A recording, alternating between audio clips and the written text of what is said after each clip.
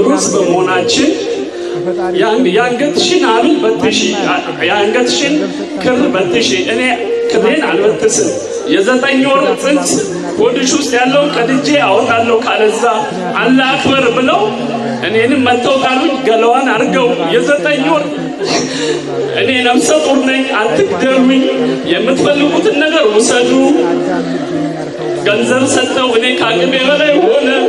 አንገታችን ላይ ካራ አድርገን ዛሬ ይሄ ልጅ ቀደን ካላየን በፍጹም የአማራ ልጅ አይወለድም፣ የክርስቲያን ልጅ አይወለድም ብለው እናቶች ፍረዱኝ። ይህን ነገር ትላልቅ ሃይማኖት አባቶች ፍረዱኝ። በኢትዮጵያ ኦርቶዶክስ ተዋሕዶ እምነት ፍረዱኝ። ባለቤቴን አጥቻለሁ። የኢትዮጵያ ሕዝብ ይፍረደኝ፣ ይፍረደኝ።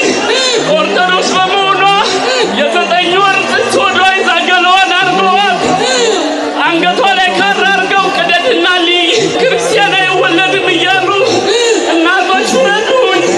የሃይማኖት አባቶች ፍረዱኝ። ይሄ ጉድ ሕፃናት ፊት ነው የተደረገው። ሕፃናት ፊት ነው የተደረገው። ሕፃናቶች አእምሯቸው ተበላሽቷል። ምን ላድርጋቸው?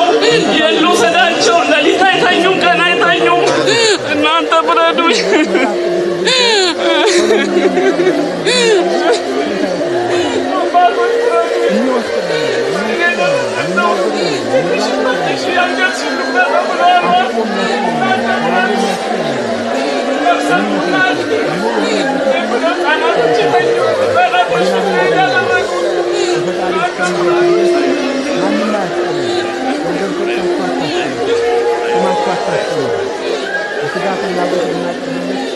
መንገዱን አይተውም።